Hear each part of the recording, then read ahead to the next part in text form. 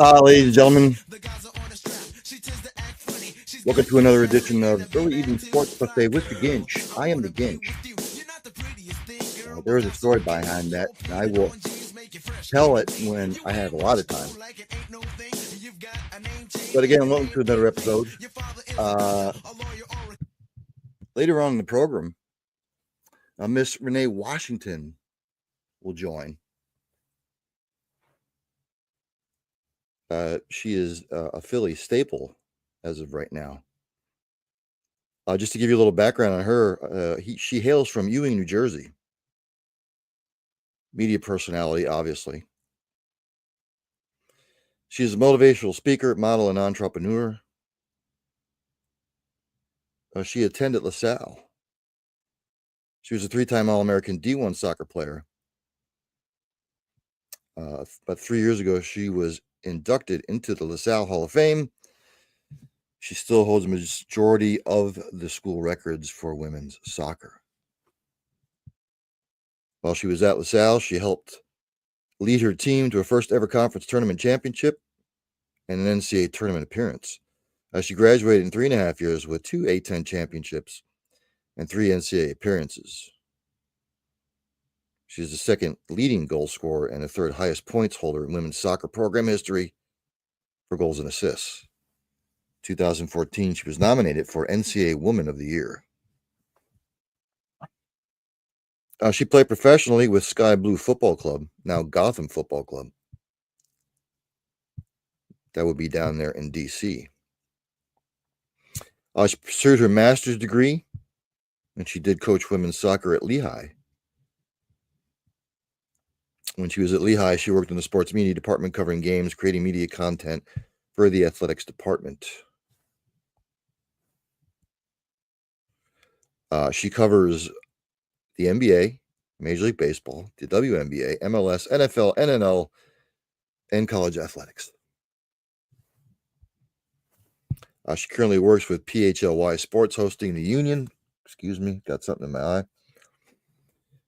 A Philly show as well as other content. She's an analyst with the MSG Networks and the NWSL, that would be the National Women's Soccer League, on CBS Sports. She's also a sideline reporter and analyst with ESPN covering men's and women's college athletics. Also, she founded Planted Not Buried. It is a way to build something that is far greater than herself with a global impact to help educate, inspire, and empower people of all backgrounds.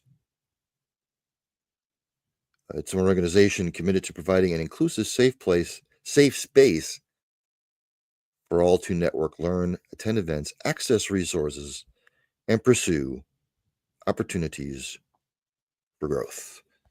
So hopefully at some point she'll join us within the next hour. Super Bowl fast approaching. I'm not going to make my predictions till tomorrow, after I have analyzed all the facts. Just the facts, Jack. From around the world in sports today, news and notes.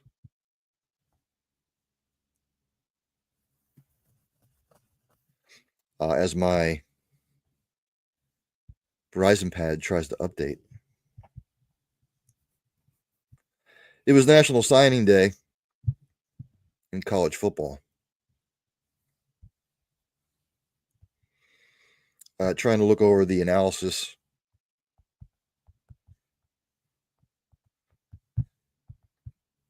Seeing who won the day, who was not as fortunate. So I'm trying to bring it up here for you.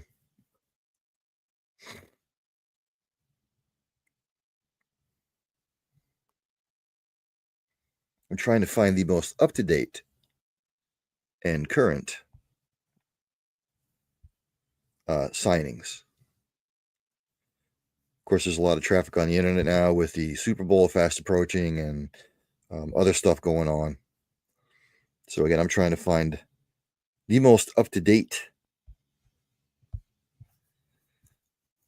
Well, let's go here.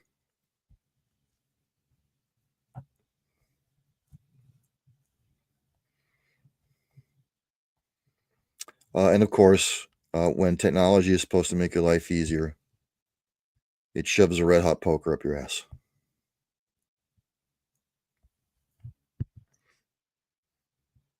Anywho, we'll get back to that. I'll save that for a little bit later. Kevin Durant has come out and said that he has no interest in a Warriors reunion, so he does not want to get traded to the Warriors.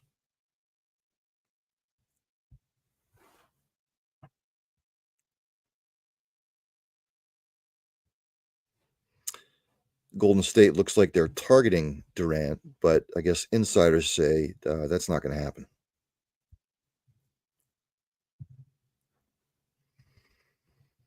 He has specifically said that he does not want to go back to Golden State. Not exactly sure where he would go. I mean, Phoenix right now is 25-24. I'm assuming he would want to go to somebody that's a title contender. Does Dallas maybe go after him? Pair him up with Kyrie and Anthony Davis. This will be interesting to watch because it'll really be interesting to see where he goes. I'm not really sure as to where he would want to go. Obviously, again, to a contender, somebody would probably have to give up a lot for him. But this is his 18th year. I didn't realize that. Man, how time flies. So we will have to keep an eye on that.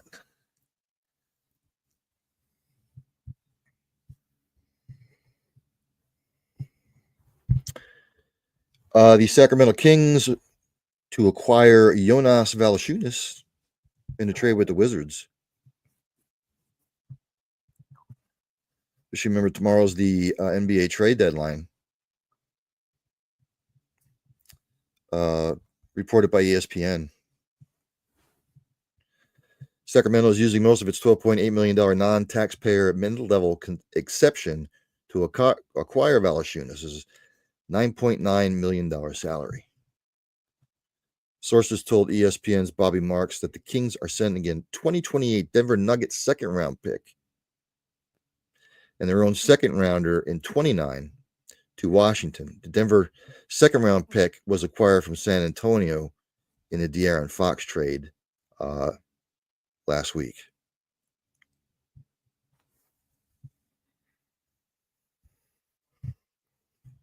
So that would pair him up with Mr. Vassell again. And again, you're going to see all kinds of wheelings and dealings before the trade deadline tomorrow.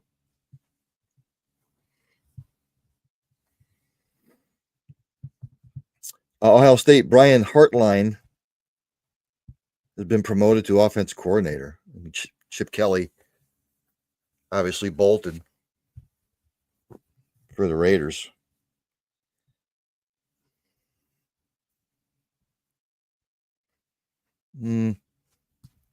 I mean, you keep it in-house. I'm not sure that makes them any better or any worse. I believe Penn State will probably be the favorites to win the Big Ten going into next year. Big Ten +9, whatever the hell they call it. So we'll keep an eye on that and how that's going to pan out. LSU's Brian Kelly has said that he's always supported Greg Brooks Jr. since his surgery.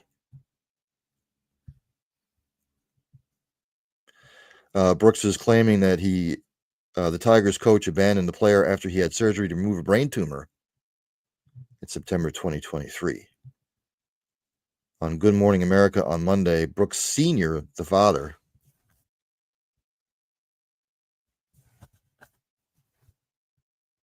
said his family hadn't heard from Kelly or anyone on LSU's coaching staff since shortly after the surgery.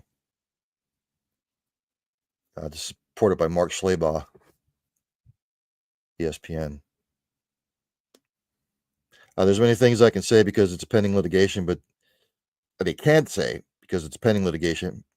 But here's what I can tell you. It is factually incorrect to state that I was not there by Greg's side through this ordeal on multiple occasions, Kelly said in a news conference today. I had somebody from my staff that was there virtually every single day.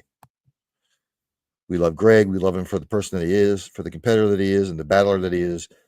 We only wish him continued progress as he goes through an incredibly difficult time.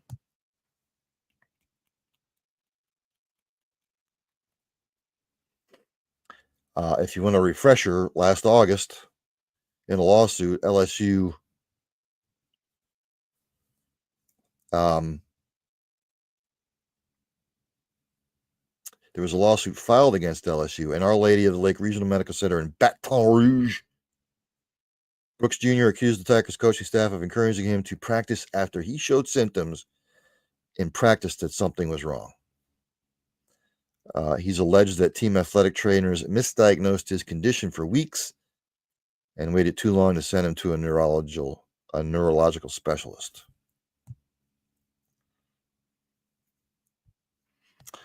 Dicey. I hope that's not true. It would be a shame if it was. But when it comes to Brian Kelly, nothing would surprise me. So keep an eye on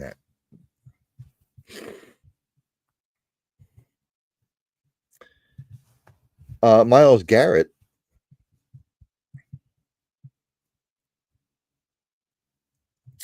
has consulted with LeBron James on trade request. Excuse me. On the Rich Eisen show, he said that the Browns and him are not aligned on the team's future. Quote unquote, Garrett said on the show, it's not a decision I take lightly. Took time and lots of conversation just looking at the trajectory of the team, talking to some of the higher ups. I have a lot of respect for them, but I just don't think we're aligned on where the team is going in the near future. Do you think?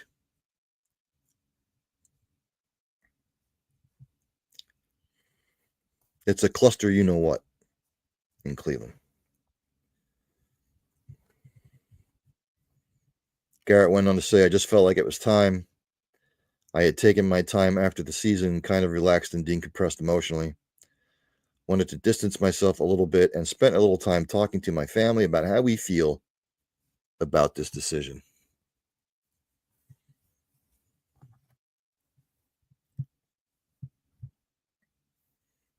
He went on to say, it's never about the Hall of Fame for me. It's not about money or records. You're remembered for winning. So we'll see where he winds up. And there's been some teams that have been speculated, Eagles, Chiefs. But we'll see.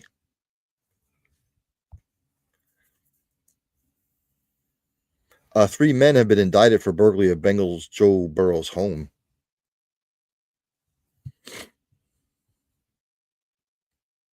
Jordan Francisco Quiroga Sanchez, 22, Bastian Alejandro Orlando Morales, 23, and Sergio Andres Ortega Cabello, 38, were charged following an indictment that was issued on February 3rd,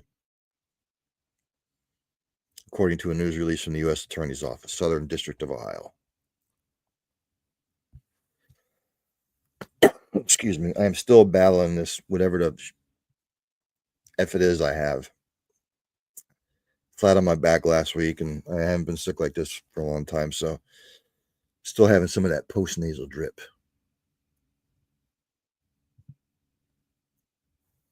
Donald Trump has banned transgender athletes from competing in women's sports. Signed an executive order today. The order, titled Keeping Men Out of Women's Sports, gives federal agencies, including the Justice and Education departments. Doesn't he want to abolish the education department? Wide latitude to ensure entitles that receive federal funding abide by Title IX in alignment with the Trump administration's view, which interprets sex as the gender someone was assigned at birth.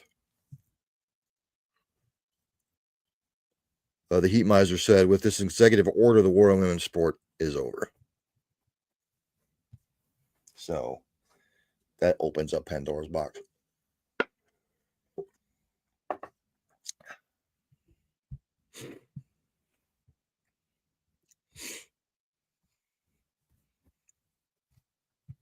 In the NFL, let me go to like I said, I'm trying to find.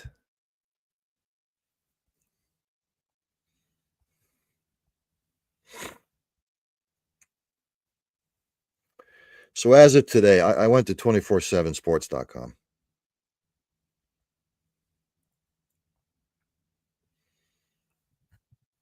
As of this particular hour, I will go down the rundown,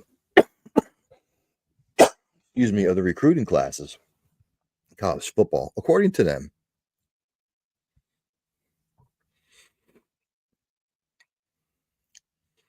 I will keep it to the top 10 recruiting classes as of this particular hour, according to 24/7 Sports.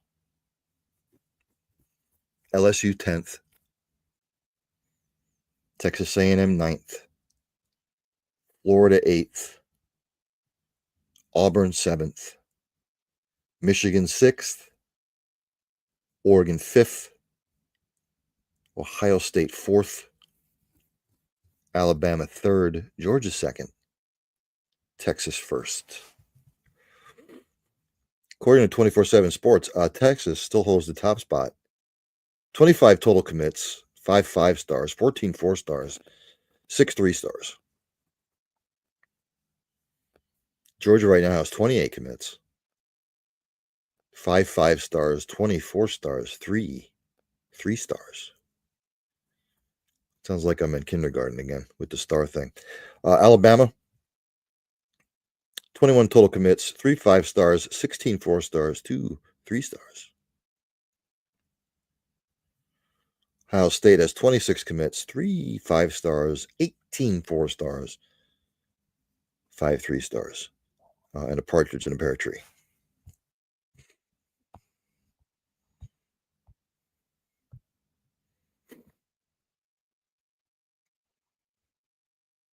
So again, the rich, whoever has the best NIL deals, that's what it boils down to. Excuse me.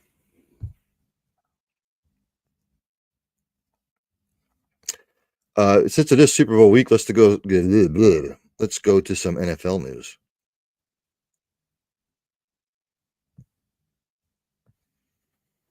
The NFL Players Association has stated that no one wants to play an 18th game.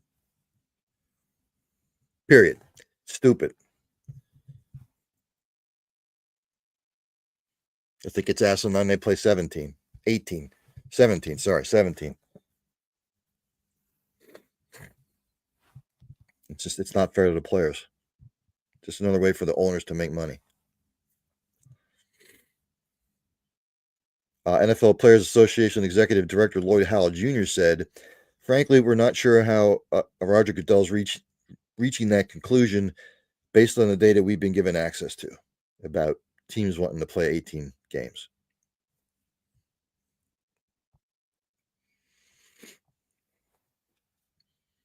He said, quote unquote, "No one wants to play an 18th game. No one. 17 games is already, for many of these guys, too long. 17 games is also so lengthy that you're still dealing with injuries going into the next season. So there are a variety of issues that hang off the length of the season before any formal negotiations."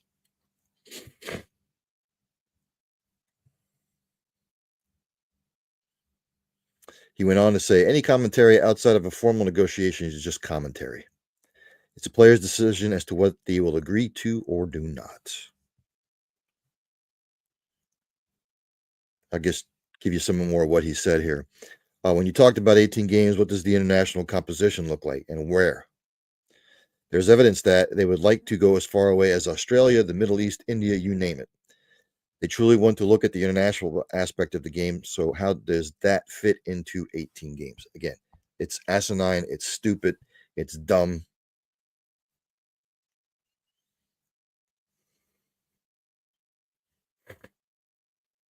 I don't even why this is a topic or it's a subject. I don't get it.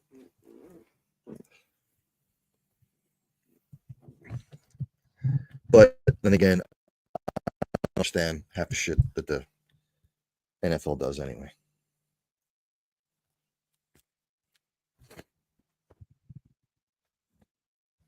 I think it's idiotic they play the games in London and Germany and Mexico and Brazil.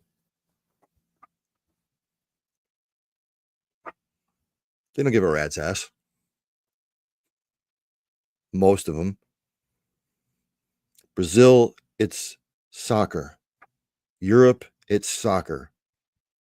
Middle East, it's the same thing, or cricket. Australia, it's rugby or cricket. They could care less about our little game here. And again, it's just about, and I propose, if you really want to level the playing field throughout the season, but the NFL would never do it, and the fans would have a shit fit about it. The weekend before Thanksgiving, every team gets a bye.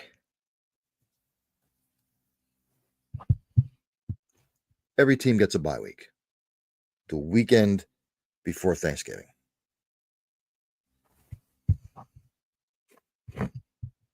NASCAR does it. They have 36 races. They take a couple breaks in between they take a week off. The NFL should do the same thing.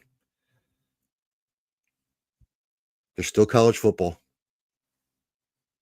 People can enjoy college football.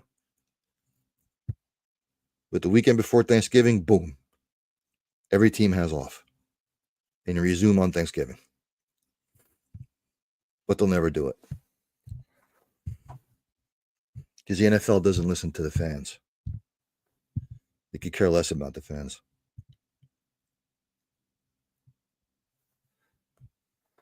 Again, we talked about Australia. Rams will host the first ever NFL game in Melbourne, Australia.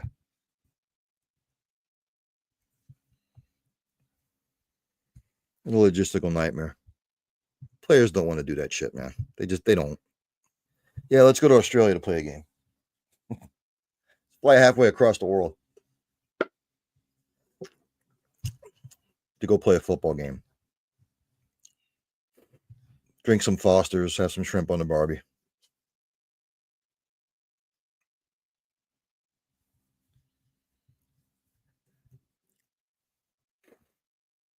I don't get it. Josh Jacobs for the Packers has said that he wants the Green Bay Packers to add a proven top tier receiver.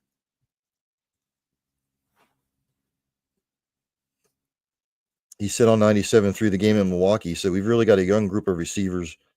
All can be really, really, really special. But I think personally, we need a guy that's proven to be a number one already. Somebody we know that's going to be a little more consistent. Agreed. They have a decent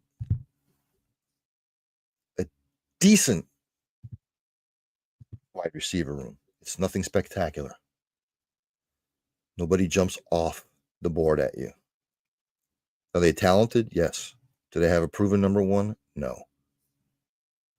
Maybe Devontae Adams could go back there. I don't know. But we'll see. Again, I am not going to pick a Super Bowl winner until tomorrow. In case anybody's wondering, the Chiefs are still a 1.5 favorite. Money really hasn't moved that much. The over-under is 48.5. Just for shits and giggles, let's do a little funsy here.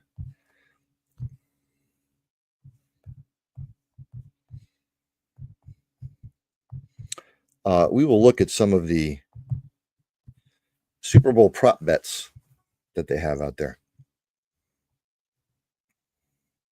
This is just some of them.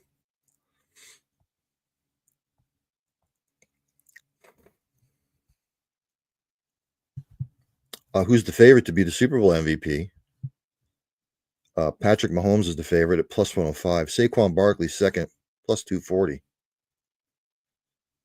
Jalen Hurts plus 375, and Travis Kelce is plus 1,500. If you want some long shots, Kareem Hunt, Devontae Smith, Jalen Carter, and Chris Jones are all at plus 6,600. Who's the favorite to score the first touchdown in the Super Bowl? That would be Saquon Barkley right now at plus 400. Jalen Hurts is second at plus 700. Kareem Hunt is plus 900 for the Chiefs. Travis Kelce's plus 1,000. And if you're feeling gutsy, Dallas Goedert and Marquise Brown plus 1,800 to score the first touchdown.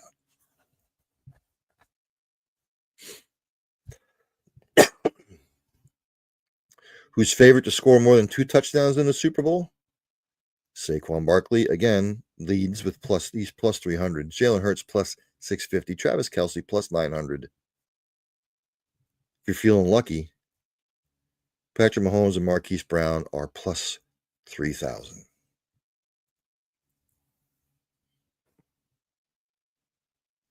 What will be the outcome of the Eagles' first drive in the Super Bowl? Offensive touchdown plus 200. Field goal attempt plus 350. Punt plus 140. Any other outcome plus 650.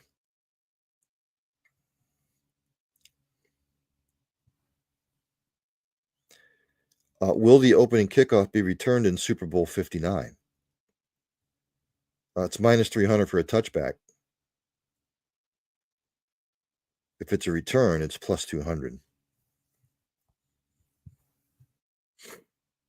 Will both teams score on their opening drive? Both of them plus 425. What will be the first scoring play of Super Bowl 59? A touchdown leads with minus 165, a field goal plus 140. Any other score, safety, or being awarded a score after jumping off sides too much, plus 5,000. Yes, they've got a prop bet on the national anthem.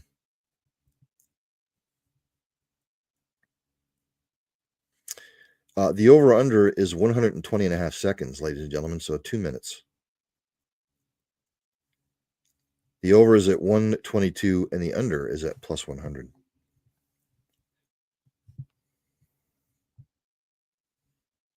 Those are just some of the prop bets that you can have fun with. Oh. Let's go to the association. That would be the National Basketball Association. So let's use on a good slate tonight. Right now in the first, the Bucks are over the Hornets 33-26. The Cavaliers up on the Pistons in the first 24-20. The Spurs up on the Hawks 26-21. That's in the first. At 7:30, which should be now basically, the Wizards are at the Nets. The Heat are at the 76ers. The Grizzlies are at the Raptors. 8 o'clock, the Bulls are at the Timberwolves. 9 o'clock, the Warriors are at the Jazz. 9 o'clock, the Pelicans are at the Nuggets. 9:30, Suns at the Thunder. 10 p.m., Magic at the Kings.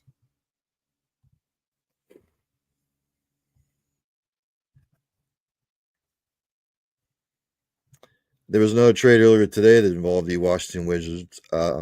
The Bucks have traded for Chris Middleton.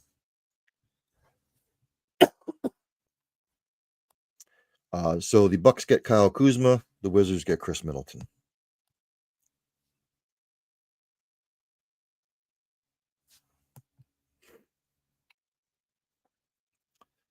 Not sure what it does for either team. Middleton's owed $31.7 million this season and has a player option for next year worth $34 million. Kuzma is making $23.5 million this season, but his salary drops to $21.4 million next season, followed by $19.4 million in the final year of his deal. You see me crying a river.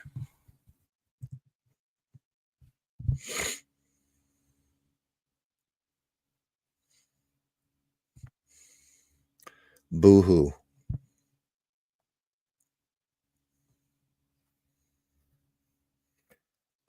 LeBron James thought that the Luka AD trade was a hoax. Nothing in sports surprises me anymore, ladies and gentlemen.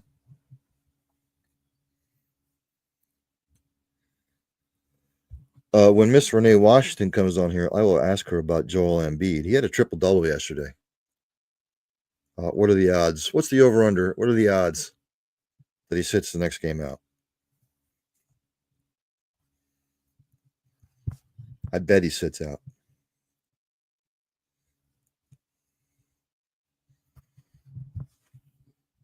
Let's go to the NHL. Went over the standings yesterday. Don't need to go over them again.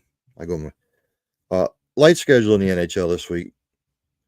In the first right now, the Bruins and the Rangers are tied at 0-0. In 9:30, the Oilers take on my pathetic Blackhawks. At 10:30, the Canadiens travel there to take the Kings.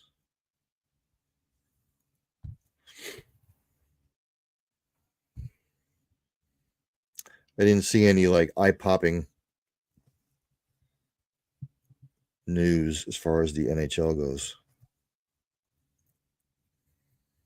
Sidney Crosby is being evaluated for an upper body injury that he sustained yesterday. And of course, they'll say he's day-to-day like we all are.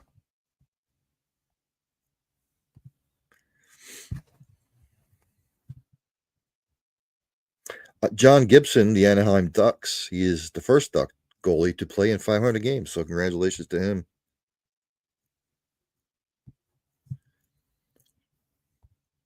It's a milestone. Ovi scored his 878th goal yesterday. He's now 17 away from the record. Ovi's played a lot longer. I still think Gretzky's is more impressive. Just like Jerry Rice stayed too long just to pad his stats in the NFL, so nobody could touch his records.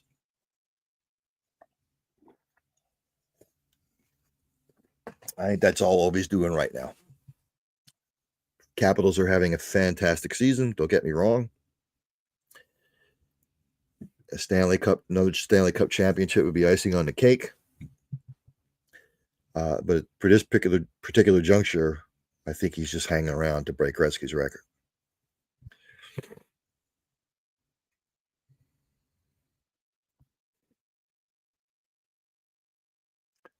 Soccer.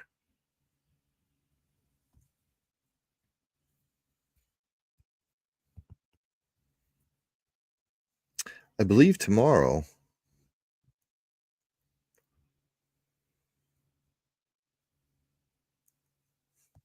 Let me just double check this.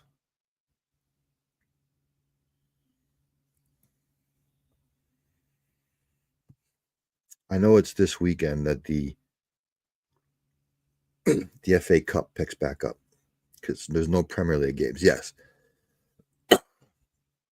So on Friday, Man United will be hosting Leicester City. That's a 3 p.m. Eastern start. Man United, the money line minus 320. Then on Saturday,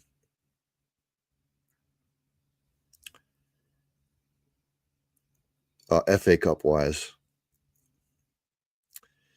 as my Verizon pen continues to buffer. We don't like the buffer. I don't like the buffer. Big slate. Excuse me. At 7:15 a.m., Leeds United will host Millwall. Leyton Orient hosts Man City, which will be a destruction. At 10 a.m., Coventry City hosts Ipswich. 10 a.m., Everton hosts Bournemouth.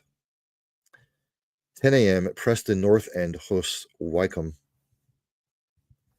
10 a.m., Southampton hosts Burnley. At 10 a.m., Stoke City hosts Cardiff. 10 a.m., Wigan Athletic hosts Fulham. At 12:45, Birmingham City hosts Newcastle. And at 3 p.m., Brighton hosts Chelsea. And then Super Bowl Sunday,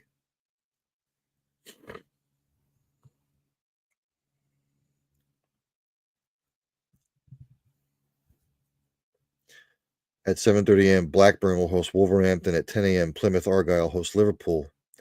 And at 12:35 p.m., Aston Villa hosts Tottenham.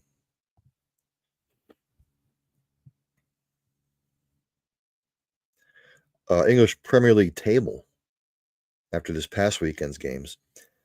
Liverpool still sits on top with 56 points. Arsenal are in second with 50 points, so they're 6 points back. Nottingham Forest, surprisingly, third with 47 points. Chelsea in fourth with 43 points. Those 4 teams right now would make Champions League for next year. At the bottom of the table, Leicester City, Ipswich, and Southampton would all get relegated if the season ended today. Leicester just won the title 9 years ago, and now they're facing relegation. Southampton, for the most part, is definitely going down. Right now, Wolverhampton, Leicester City, and Ipswich Town are all battling to stay out of relegation.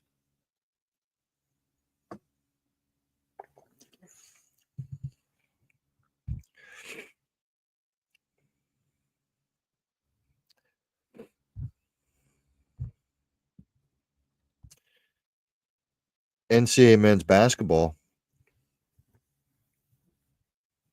Let's check what the top 25 slate looks like today, ladies and gentlemen.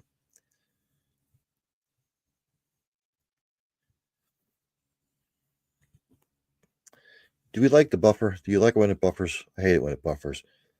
The only thing I like what buffered out is when there's something wrong with my truck that they have to buffer it out. It's still trying to update. And here we go. Top 25 action tonight on the men's side. Right now in the second, number 24 Michigan up on Oregon 53-43. In the first, number 2 Duke over Syracuse 28-18. In the first, number 15 at Mizzou is up on number 4 Tennessee 30-26. Later on tonight at 8 p.m., Tulsa travels to take on number 17 Memphis, and at 8:30 p.m., number 23 Illinois taking on Rutgers. Go to the women's side.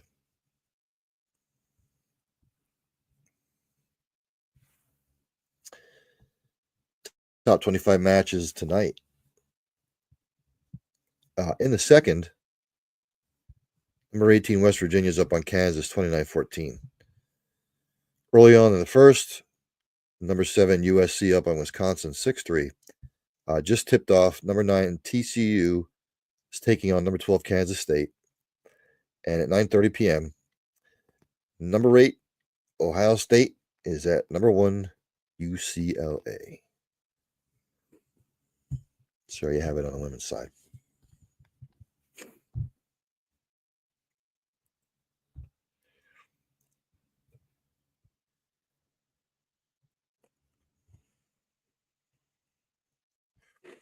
And again, Renee Washington will be joining at some point. If you want to hook up with her on a Twitter, it's at Renee P. Wash, at ESPN, at NWSL, at CONCACAF, at USL, _HQ headquarters, at MSG Networks, at Peacock. She's a 3-time All-American Hall of Famer. She's a motivational speaker for TEDx. Also a model. She'll be joining us, hopefully at the 8 o'clock hour, or at some point here. Pick her brain about a bunch of different topics. She's a Philly gal, or she's a Jersey gal, but I'm sure she grew up around Philly sports all her life. So I'll pick her brain about that. Some other things. Don't forget to starting tomorrow, the Waste Management Open out there in Scottsdale, Arizona, where everybody goes to the 16th hole, drinks all day, smokes some stuff, acts a fool. See if they taper it down a little bit this year after what happened last year. Don't know if that's going to float.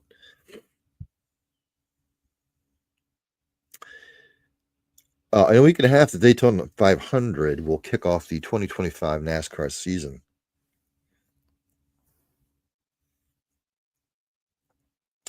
Just a little tidbits on NASCAR this year.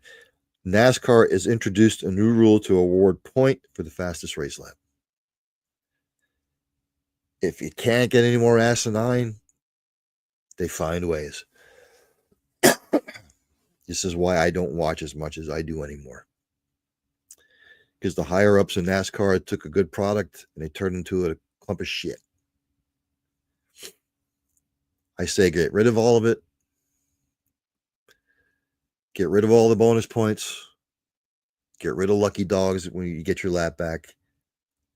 Wherever you qualify, that's where you start the race. There's no bonus points for anything. Get rid of stage racing. It's stupid. Get rid of the chase.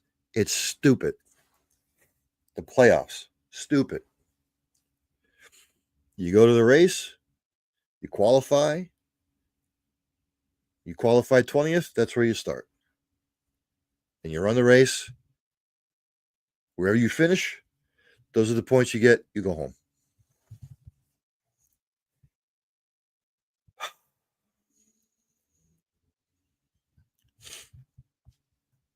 If you're keeping track, Chase Elliott won the Clash. They had the 2022 and 2020, or whatever it was. 2022, 2023, 2024. They had the Clash out there in the LA Coliseum. Another dumbass idea that NASCAR had. This year, it was at Bowman Gray Stadium.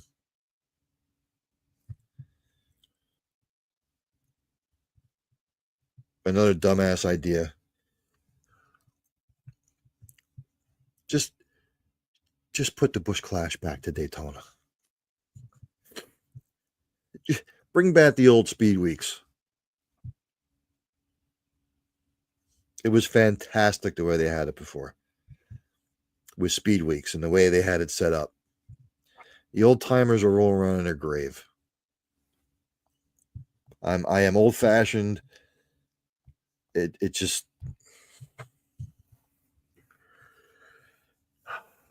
when you have a fantastic product and it works and it's been working, stop tinkering.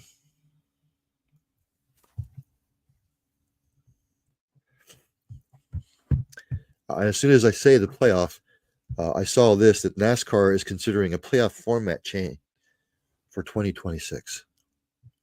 Why 2020s? NASCAR Executive Vice President and Chief Racing Development Officer John Probst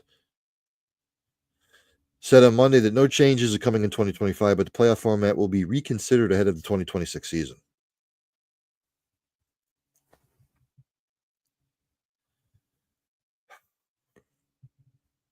He said, quote unquote, "I don't think we want to get in the habit of making small little tweaks every season to the playoffs."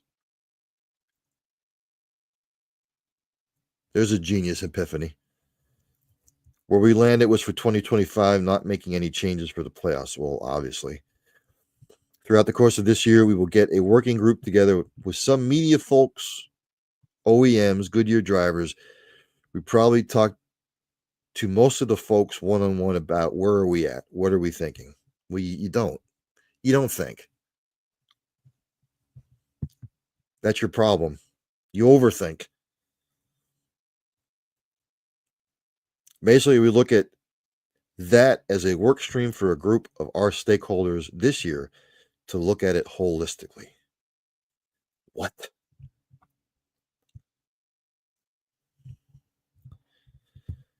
NASCAR has said that it's heard from stakeholders who love the playoffs as it is. They're idiots. People who hate the current format and those in the middle.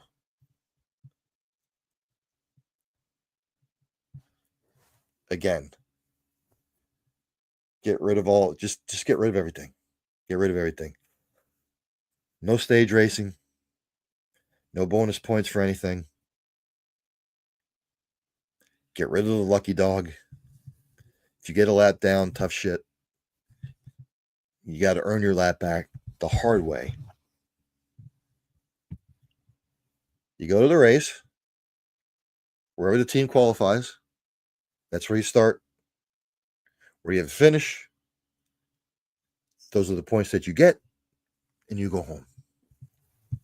Go to the race, qualify. You run the race regular, no stage racing.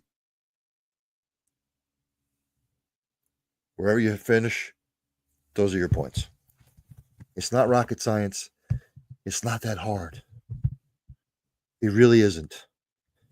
Well, we got to talk to our stakeholders and we got to do this. Just again, they're starting the Daytona 500 this year again at 2:30. It's dumb. It's dumb. Well, we got to appease it. We got to appease our West Coast fans. No, you don't.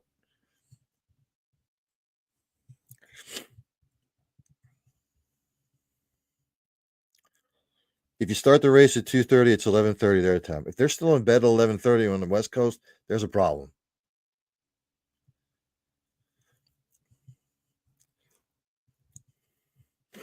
Most people nowadays like to get up early, start their day early, get everything that had to get done in the morning. That way they have their afternoons. You start the race at 1 o'clock. Every race on the East Coast should start at 1 o'clock, unless it's a night race for some reason, like Martinsville or Richmond or Bristol.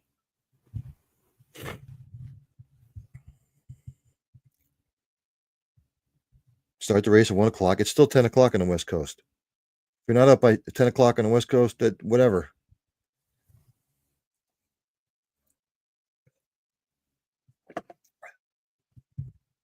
They have driven this sport into the ground.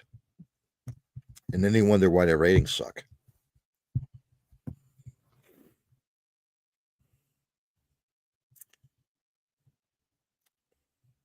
It worked for 50 years, 60 years. They had a formula.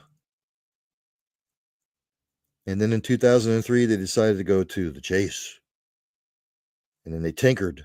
And now it's the playoffs. Ooh. Nobody cares.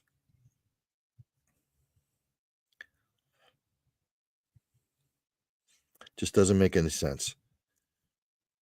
Well, let's look at the numbers. Let's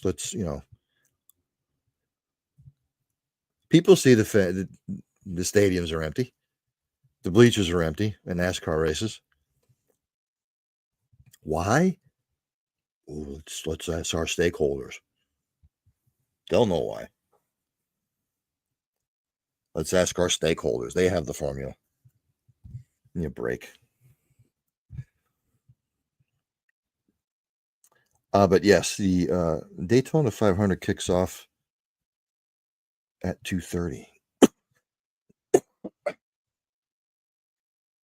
And I'm trying to find out what the schedule is for the upcoming week.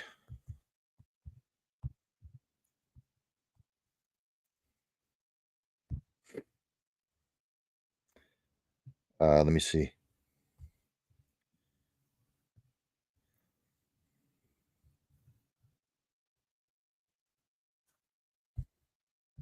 And again, we don't like the buffering. I'm not feeling the whole. Why does it mess with me?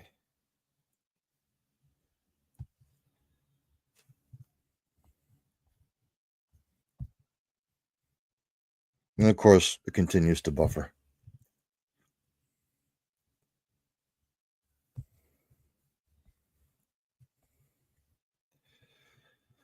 So today, earlier today at 10 o'clock, there was NASCAR practice. Then at 12:30, there was media day today. Oh, this is next week. I'm sorry. Again, been battling a sickness. Give me a break. So next Wednesday at 10:05, they'll have their practice.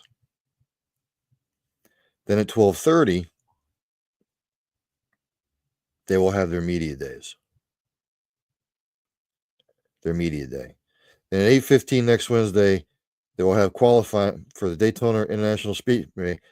They're going to have qualifying at night for a day race.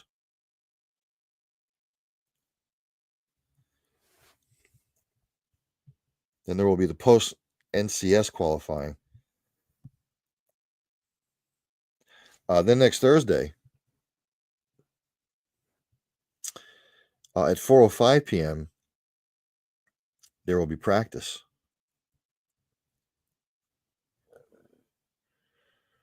5:05 p.m., the Craftsman Truck Series will have their practice.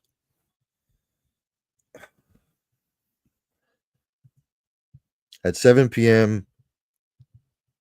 is the first duel. The first dual race. We're having a 7 p.m. dual race for a race that takes part in the day. So you're going to have both dual races at night for a race that takes on during the day. Does that make any sense? This is why NASCAR has driven this sport into the ground with the stupidity.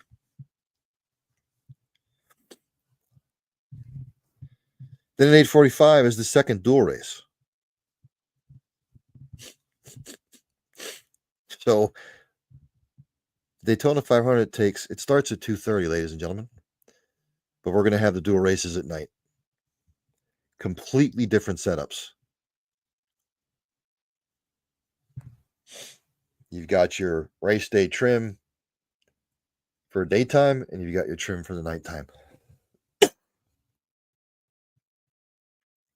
I fail to understand.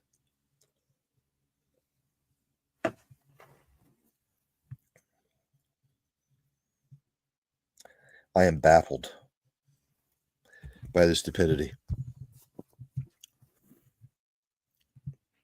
Next Friday at 1:30 p.m.,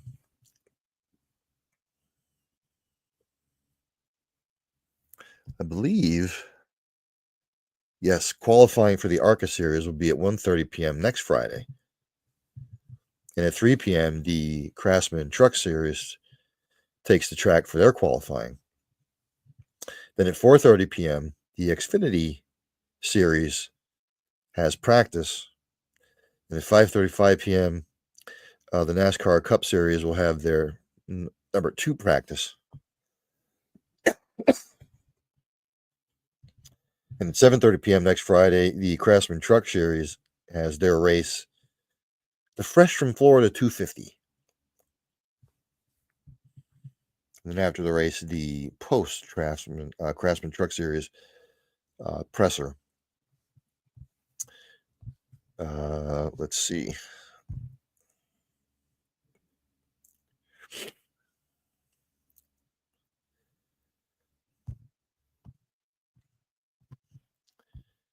And then, of course, Saturday the 15th will be the Xfinity Series race. And then, of course, Sunday will be the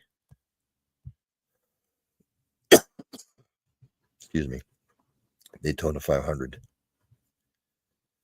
If we want to listen or watch, next Friday at 7:30 p.m., the Truck Series is on FS1, MRN Radio, and Sirius XM. The NASCAR Xfinity Series race, Saturday the 15th, that's at 5 p.m. Again, Stupid. That'll be on the CW, MRN, and Sirius XM. And the Daytona 500 on February 16th at 2:30 p.m. will be on Fox, MRN, and Sirius XM radio. Excuse me. I used to really get into speed weeks, not so much anymore because of what they've done. The way they handle the sport now is just beyond asinine. Again, Renee Washington should be on within the next hour. Pick her brain about certain things. If you keep a score, ladies and gentlemen, the Spurs are up on the Hawks 51-35 in the association.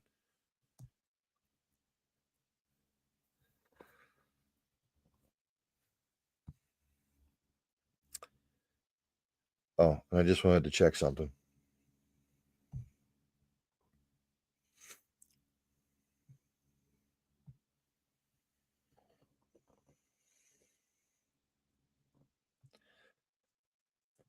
It looks like Joel Embiid for the Sixers is suited up, but he has not entered the game yet. And I'm sure he will not enter the game. Excuse me. Like I said, still battling this, whatever the hell it is I have. All kinds of stuff going around up here. Although I'd rather be sick in the wintertime when it's cold out, because I've been sick. I've had the flu or a cold in the summertime when it's 90-some degrees out, and it sucks. I'd much rather be cool when I'm sick. You know what I'm saying? When you lay down at night or something like that, and it's the summertime and you're sick, you get that icky, sticky. You just feel worse.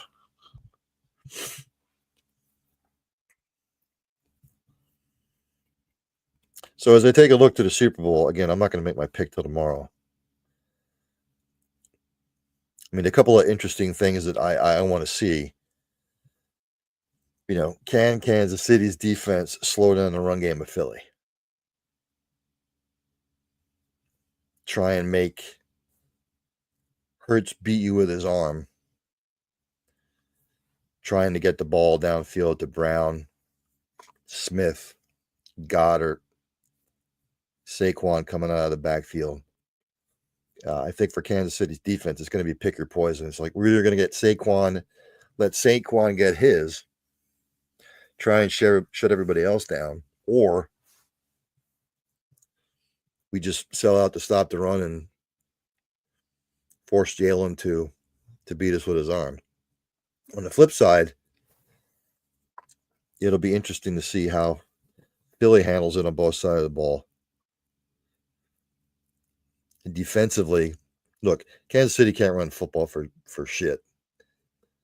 And you can see, I've said this for the last 2-3 months.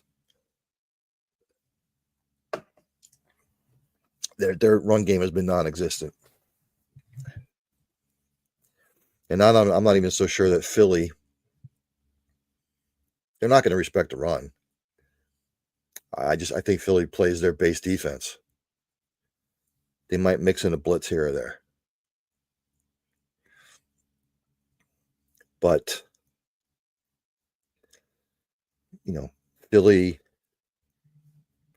Philly's best defense will be their offense. Because there's nothing more demoralizing than putting together 13 play drives that cover 80 yards and you run it down the team's throat and the other team can't stop it. And the flip side with Kansas City, how are they going to compensate for the lack of running game? Because Isaiah Pacheco has not looked the same since he has had the injury. And Kareem Hunt's not what he once was. I know they've got a slew of running backs. But, if you can't run a football, you got what you got. And how's Philadelphia going to, are they going to double team Kelsey? Name another receiver on Kansas City's roster that scares you.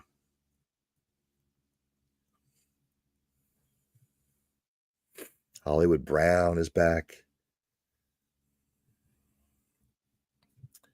Is DeAndre Hopkins going to step up to the plate? I don't know, but we'll see. I think, again, whoever runs the ball the best and can stop the run the best, and whoever wins the turnover margin will win the football game. So, again, I am not going to make my pick until tomorrow. But I see in the green room, my guest Renee Washington is. Before I bring her on, I've got to play the fight song. Hopefully it kicks in.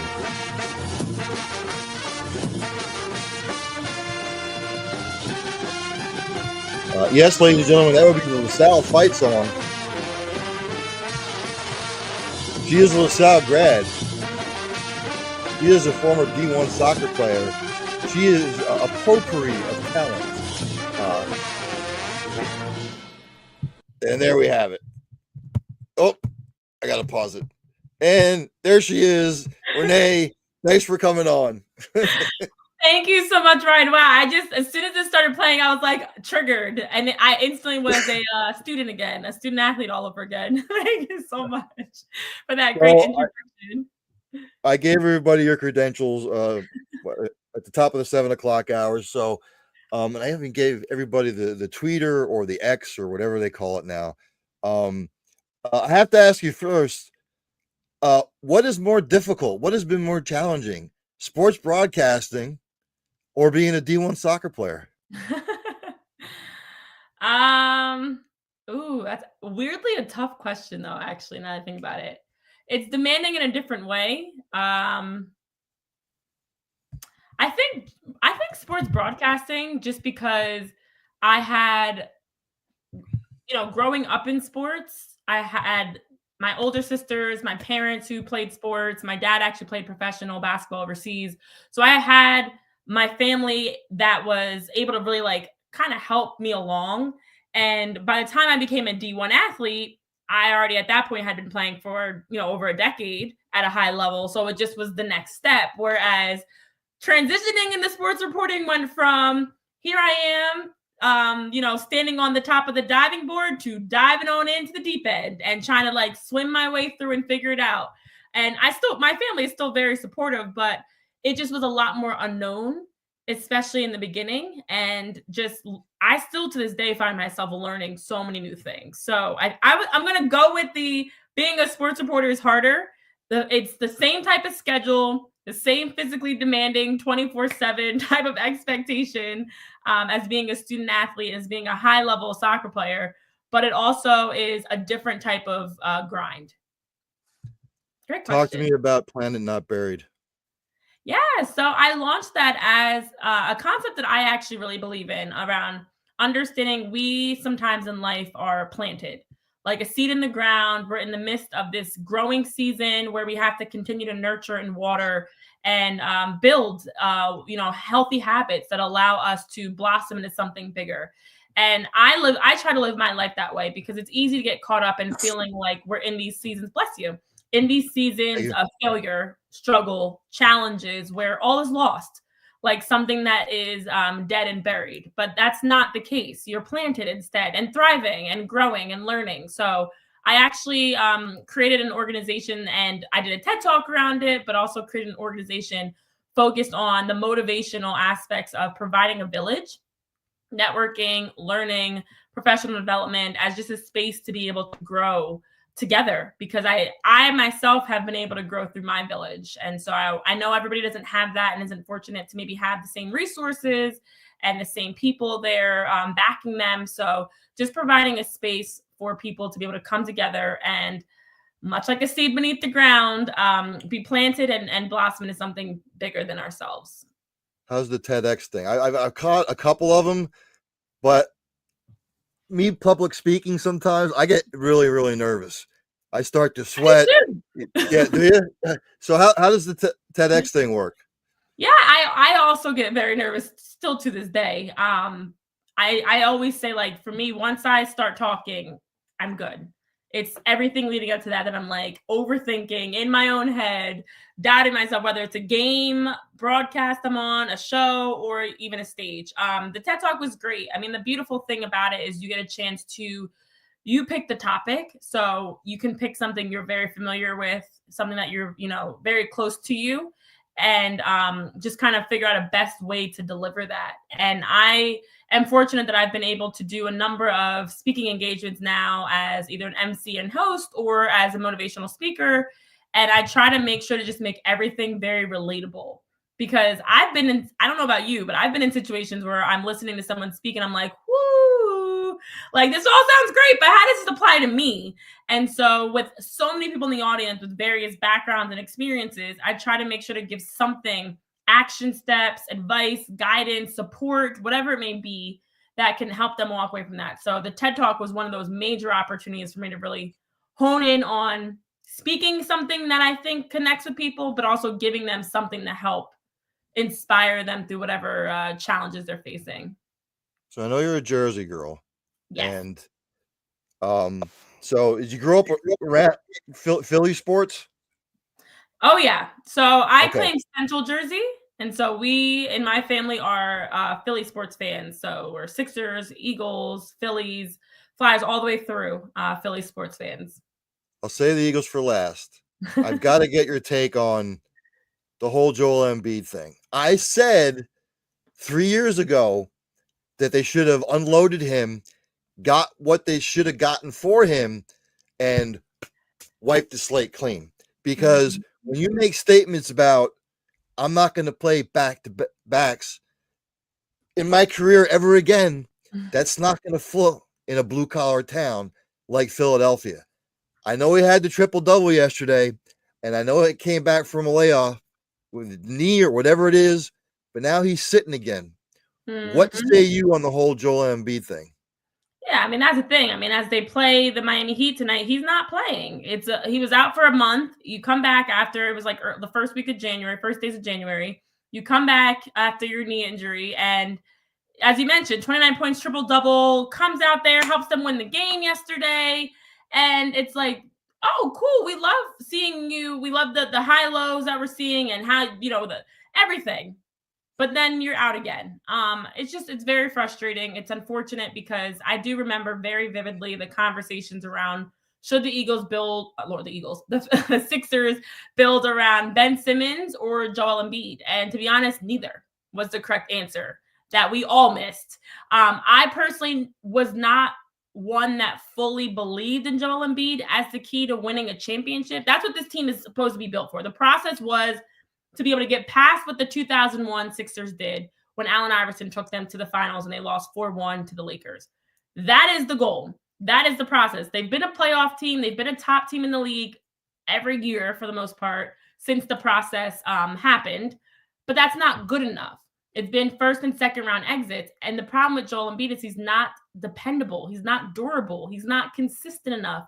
And when you get into a 7-game best of 7 series, you're going to need a guy that can play every single game. He can't play 2 games in a 7-game series and you win it. Not down the stretch. So it is frustrating because he just got this massive contract. And then shortly after, as you mentioned, comes out and says he's not playing back-to-backs. Then he's in practice doing handstands and stuff, but you can't play on the court. It's just exactly as you mentioned. Philly sports fans pay attention to these things.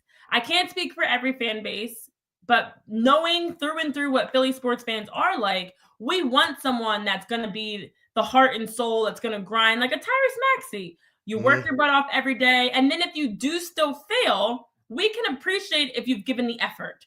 But you can't go out there and be soft or someone that's unreliable, that's not even playing, because why are we paying you this money? Paul George is in the same boat right now. A lot of people are calling for them to really explore trading him ahead of the trade deadline because massive contract for him as well. He's played 30 games you can't have these guys. We don't want guys that you're going to pay all this money to sit on the sideline in street clothes and look cool. Philly sports fans want players that can play and contribute consistently to help them be able to win the East and win a title. And it's not Joel Embiid, sadly, at this point. And I've said about Joel Embiid before, is He's too much of a diva. He's way too much of a diva. He's too much about himself. You and Harden disappeared in Game 7 against who was it? The Celtics 2 years Celtics. ago, yeah. Game 6 was when it was even worse because you had a chance to close out at home and you can't afford to let it even go back to Boston for a Game 7. You can't have there are guys this is partly why I'm a huge LeBron James fan as well. And I always say this is why. When you have guys that no matter how much people want to knock him, the LeBrons, the Michael Jordans, if you want to go into football, the Tom Brady's, even shoot, I'll sadly throw Patrick Mahomes in there. You need guys that are big game players. Come playoff time, championship time, they're going to be the ones rallying their team, leading their team in words, in play, in everything. That's going to literally take over. And you can't have the ones that disappear. You can't have the ones that are only about themselves or don't do the right thing. We want to see the guys that are first to practice and last to leave.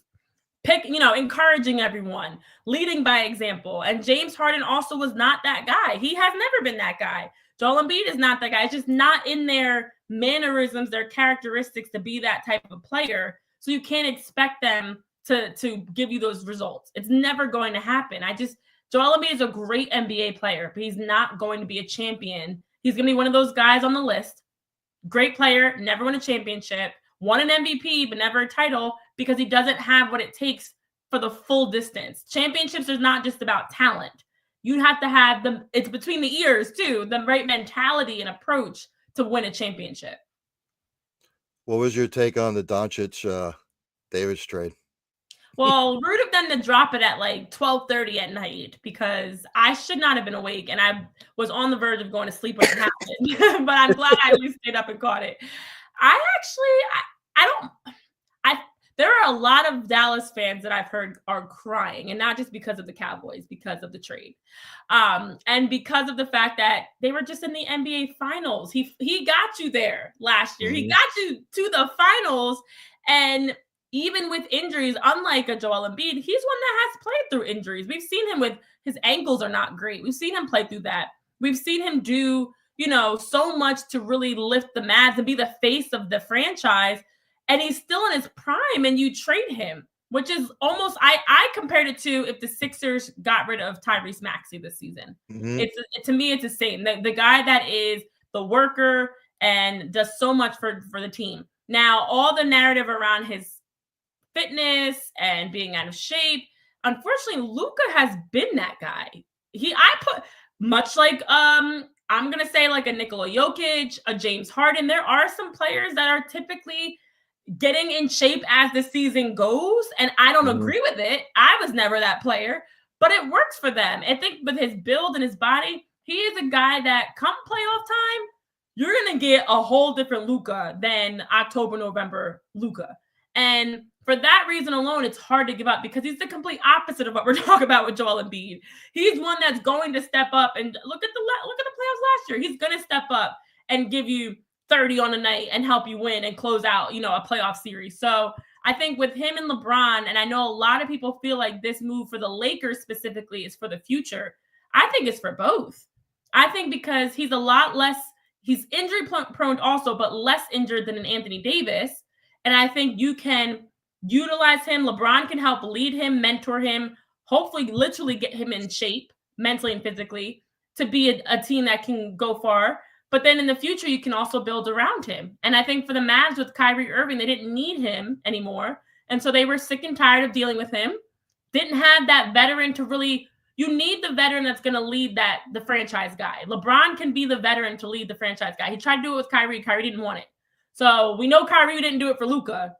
And I think that this works. I think it's a win for both teams, to be honest. It still does not feel real, though. I still, even seeing Luka sitting on the bench and seeing AD with the Mavs, it still does not feel real that this happened, especially because both teams the Lakers had just finished up a game, but this is the business. So I know you cover a lot of sports because you're a jack of all trades. When it comes to the WNBA, go ahead. I'm so sorry, but there's breaking news that just came out. Speaking of trades, Shams just dropped that the Heat are trading Jimmy Butler to the Warriors for Andrew Wiggins, Dennis Schroeder, Kyle Anderson, and a draft pick. So Jimmy Butler's been moved. Bum, bum, bum. Wow. Nobody saw that one coming. Big surprise. Go ahead. I'm sorry. They had to do something because he was just he's really been, he's been a cancer everywhere he's been. I get it. You're passionate about winning, but there's two sides of passion, and you're just a nuisance. And he's become a nuisance everywhere he's been, Renee. Yeah. He was. I mean, in Philly, it's a shame it never worked out because I actually think his passion is what they needed. That the nuisance too. I think they actually needed that type of a player that was going to be very vocal and almost annoyingly motivated to want to win. And with Miami, that's why. I mean, you look at their deep run to the playoffs. It is him. That team was never supposed to be should not have gone that far. They were a lower seed. It didn't matter. Come playoff time, Jimmy Butler is the type that can will a team to win.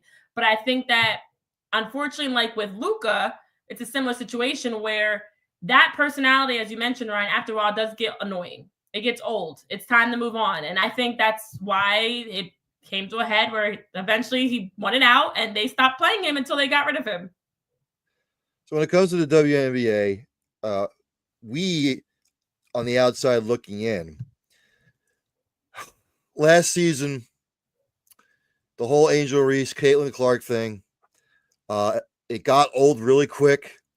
Was it the fact that players thought that maybe Caitlin thought that maybe she was entitled to X, Y, and Z based on the college career she had? I don't understand it. I didn't get it. What was your perspective on that whole thing last year?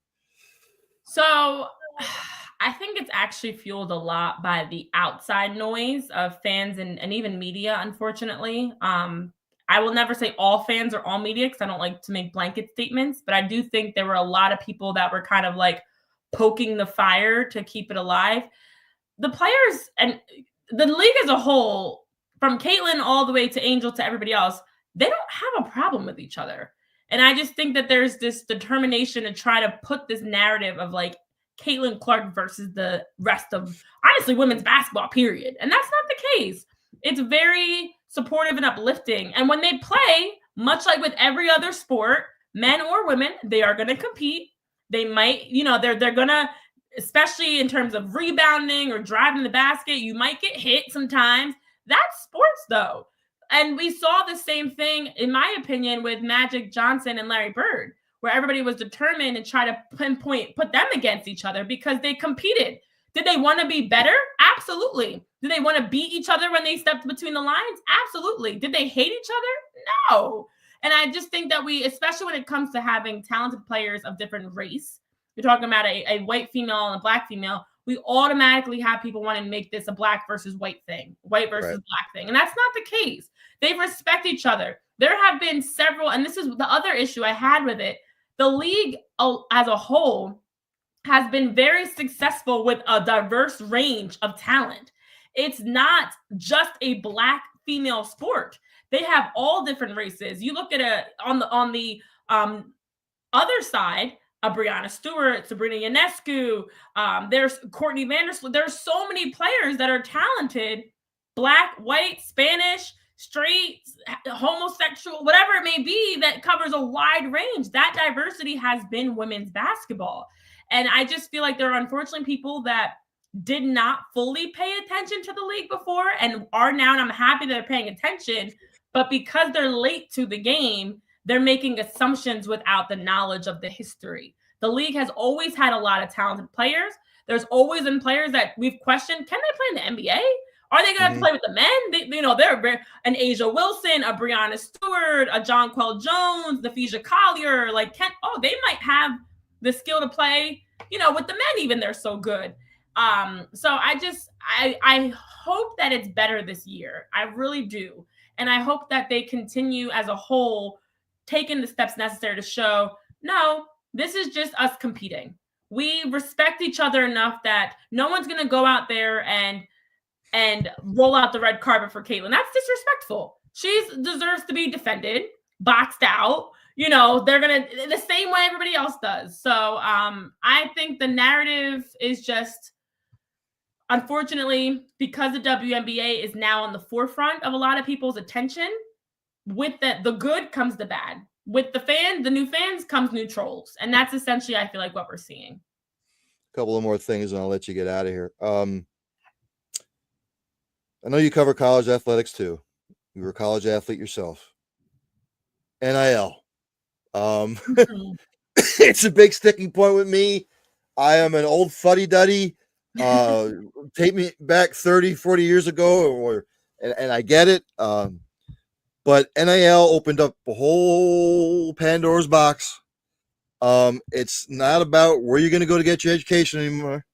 It's about who can give me the best NIL deal. And look, football players, there's only 200 and some out of like 10,000 that get drafted to the NFL. And I get it. The other athletes are banking on an education, X, Y, and Z. But when you're the University of Texas and you've got recruits coming in for football and you're lining Lamborghinis up outside the field house, I'm sorry, it's foreign to me, just like Bobby Jones said about Jack Nicklaus. He plays with a game I am not familiar with. And we're headed down that same path, Renee. It's not amateur sports anymore. It's not collegiate sports anymore. These are semi-pro organizations at the college level. Yeah.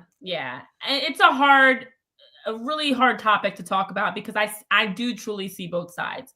You know, as a former Division I athlete, I was a part of, and I was a two-sport athlete. You know, it was a full-time job. It was a lot of work. It was a lot of sacrifice. And some people will say, "Oh, that's part of just being an athlete."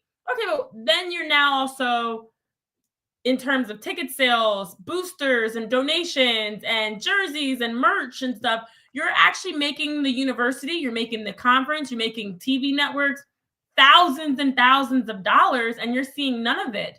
And so the unfortunate part was there were athletes that, even with a full scholarship, they couldn't afford to eat, you know, outside. If they wanted to go outside the campus dining hall, maybe they're going home to a family. So you're on campus, you're the big man or big woman on campus on your full-time scholarship, playing, you know, in the Pac-12, the ACC, the SEC, pick a conference, but you go home to your family and they're struggling financially. So it's more than just people wanting to line their pockets. The same way you go to school, you look at like an Ivy League. Why do people go to Ivy Leagues? Oh, Ivy League, you're probably graduating, stepping into a nice 6-figure plus job. Why do people go Division I for sports instead of Division II or III? They might want to pursue professional sports. And now there's another caveat. You can go to college to make money with the NIL. So it is weird to me, but I don't think it's any different from how people were going to major schools strictly knowing if I can say I'm a graduate of this Ivy League or this, you know, Stanford or UNC, I'm going to be able to walk into any job I want. Now it's essentially the same thing with NIL, that they can walk into any job they want, but they can actually be making money while they're in school. Because of all the money the schools make off of players, I don't mind it. Not to mention, regardless, the businesses are going to make their money. The schools are going to make their money. It's now the players that also get an investment in their own future. And exactly as you mentioned, it also gives opportunity for women's sports, specifically gymnasts like the Livy Dunn and Jordan Childs, different gymnasts. Yep. Okay, maybe you do go on, if you're a Simone Biles, Jordan Childs, you go on to compete in the Olympics, the World Cup. The Olympics, excuse me. But if you can't get to the world stage, then what? You're an All-American gymnast and then you're just done.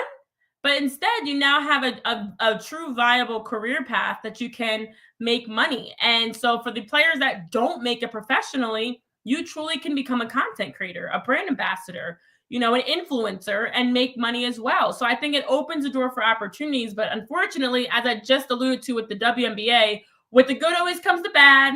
There are absolutely people taking advantage of that. It is a recruiting tool. Look at Ohio State football. Look at how many players they were able to bring in and swoon with their NIL opportunities they can provide. So now it's time for universities to bolster up, their recruiting efforts and departments to be able to have the protection, the support, the guidance needed, because you have 18, 19, 20-year-olds that are millionaires because Yeah. of this. And In don't even get class, me. and you don't really feel like you need to be in class because you're making millions of dollars off of your influencer, your work as an influencer. Yeah, that's my point exactly. I'm not coming to school to go to school. I'm Yeah. coming to school to play football. I'm coming to school to play basketball. Uh, who cares if I skip a class? And that's really what. And I hate it. I can't stand it. But that's just the day and age we live in. So don't even get me started on the transfer portal, because Yeah, that part I don't like, actually. I don't mind the NIL because I do wish I had those opportunities as an athlete myself, but the transfer portal, the lack of any sort of sense of commitment to, to a school, to a coach, to teammates, the ability to just jump from school to school, that I don't agree with. it's insane. Yeah. Before I let you get out of here, Super Bowl, Renee, the Super Bowl. It's the rematch. I've got to listen to Eagles fans all week. I see. So I basically have been breaking this game down like this, and I've said this the last couple months. I say this time every year, if you can't run the football and you can't stop the run and you don't win the turnover margin, you're not going anywhere. I know it's a passing league. I get into arguments with my buddies about this all the time. Oh, it's a passing league. You got to be able to throw the ball down the field. I get it. I get it's a passing league. But you get into December and you get into January, your best defense is your offense. When you can put together 13 play drives for 80 yards and you shove it down their throat running the football, it demoralizes the other team. So, look, on paper, Eagles are the better team. I am going to be upfront and honest, even though I'm a Kansas City fan. That running game, it's taking the pressure off of Jalen Hurts. They don't have to rely on him as much in the passing game. Now, you don't want him running those RPOs where he gets, takes a shot to the head again. Please But no. again, stop the run the football, win the turnover margin. You're going to win the football game. What say you? I know you're going to go with it, but I'm just going to ask the question anyway. Yeah, no, I appreciate that, especially since you are a Chiefs fan. So I appreciate you being very honest. And on the opposite, I actually am nervous because the Chiefs also have the championship composure, poise, and game management that it does take to win a championship. That's also a big deciding factor why they're even here. They are not here because they've been the best team all league. They're here all season because they've been the smartest team at stretches. And sometimes that's more important than even the talent that you have. If you can be aware and disciplined on, minimizing flags, as you mentioned, turnovers, scoring when you have a chance to score, not leaving points off the table. So I don't know. This game, I am so nervous. I'm so anxious. I'm so excited. There's so many emotions that are going through my head. And I would like to hope, I really do think a lot of it is dictated based on which Eagles team we're going to see. Because I do feel the Chiefs also have that consistency. You know what you're going to get out of them. You know what you're going to see. You know Patrick Mahomes is going to look to find Travis Kelce anytime he's in a jam. He's going to Travis. You know what you're just going to get from them. Which Eagles team is going to show up is the bigger question. Is it going to be the team that's running the ball, that's giving Jalen Hurts time in the pocket? Is it going to be the team that's protecting him so he's not getting sacked? That the defense has, the defense has been the backbone of this team. They've been literally helping helping us win games in major moments to force, fourth downs. And I'm hoping that continues. Our special teams has actually been really great as well, of punching balls out, forcing turnovers. So it's the offense. Which Eagles offense is going to show up? And if they can get Saquon going early, if they can get A.J. Brown and Devontae Smith touches early to allow Jalen to take the pressure off of him having to scramble out of the pocket and use his legs, I think the Eagles will be fine. But the moment it gets to that situation of getting sacked, under pressure, no one's open, the offense looks stagnant, they're not protecting Jalen, that makes me extremely nervous. So it's going to be a close game, I think. But I know when the offense for the Eagles gets going, they have the ability to really put a lot. I mean, as we just saw the win over the Commanders, put them on teams. But I could Yeah. see this coming down to, even though I'm going to have gray hairs if it does, like a 7-point margin. Let's say it's like, I don't know, 38-31 type of a score, where it comes down to one possession, one drive as the difference. And just real quick before I let you go, do my Arsenal Gunners have a shot at winning the Premier League? Arsenal, I feel like always has a shot. Of course. They're I 6 know you're points an back. Arsenal fan. They're 6 points back of Liverpool. Yeah. I mean, but they have, how many games are left now? They've got time.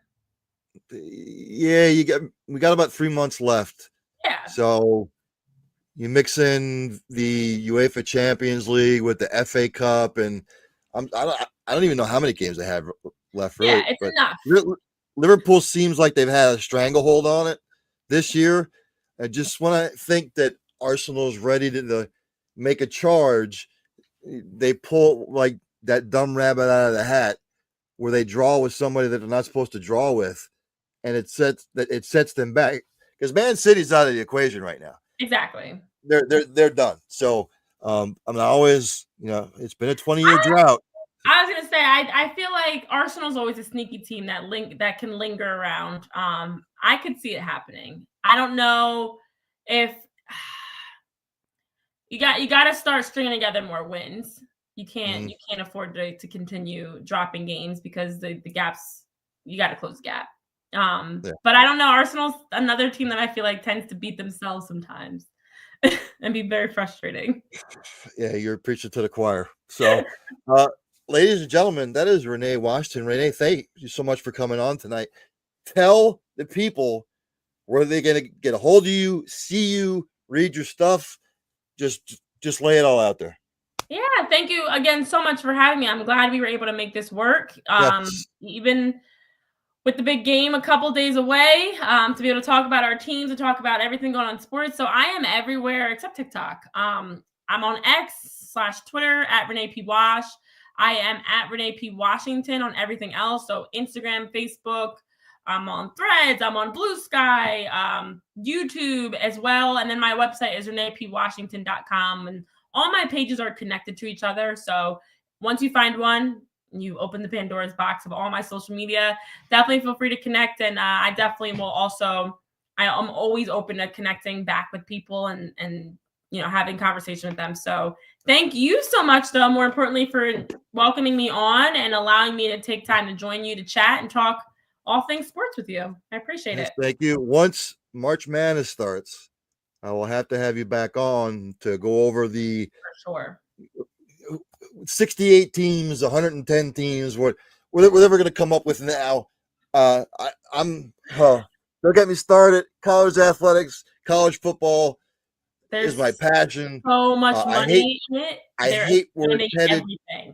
I hate where it's going, Renee. I hate it. I can't stand it. But that's just the day and age we live in. I'm an old fuddy-duddy. I don't like a lot of change. So, but again, thanks for coming on, and I'll pick your brain a little later. Awesome. Thank you so much. Have a good one. Renee. Thank you so much. Ladies and gentlemen, that was Renee Washington. I thank her for coming on. I could have asked her about so many more things, but I know her time was limited.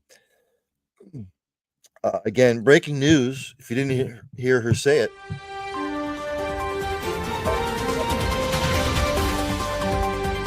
Traded to Golden State Warriors.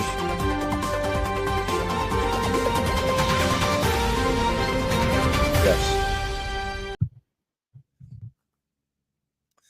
I'm trying to find out. Jimmy Butler to the Golden State Warriors for Andrew Wiggins, Dennis Schrader, Kyle Anderson, and a protected first-round pick. This is reported by Shams Charania there at ESPN. So there you have it. Yes. Jimmy Butler to the Warriors for Andrew Wiggins, Dennis Schrader, and Kyle Anderson. Miami made out on this deal, to be quite honest with you. Schrader, Wiggins, Kyle Anderson, nice pieces. They've cut the cancer out. They don't have to worry about Jimmy Butler anymore. They had to do something. So, again, thanks to Renee for coming on. That was fantastic. Always a smile on her face. I will have to have her back on when I have my March Madness specials. We break down the college basketball, men's and women's side. Break it down for you. Again, tough day for me, February 5th. Would have been my mother's 76th birthday. Unfortunately, my mother and father are no longer with us. She passed away 8 days past her 65th birthday. It would have been February 13th. So February is always a tough for me. July is always a tough month for me because my father passed away 10 days before his 70th birthday back in 2013. Again, apologize for the coughing. I'm still battling this virus or whatnot. Thanks to everybody who tunes in. It's greatly appreciated. Tell your friends, tell your senators, tell your MAGAs, tell your omegas, tell your fatty acids. I don't know. Spread the word. Ladies and gentlemen, practice compassion, practice empathy. Have passion for what you do. Tell somebody you love them. It might make their day. Give somebody a hug. They might need it. Don't pass the buck. If you see somebody struggling, ask. You might make their day. You might make a difference. So with that all being said, I'm out. I will see everybody tomorrow on an early evening sports buffet with the Ginch. I am the Ginch. Taste of victory, savor the night. I will make my Super Bowl prediction tomorrow. Stay safe out there, everybody, and good night.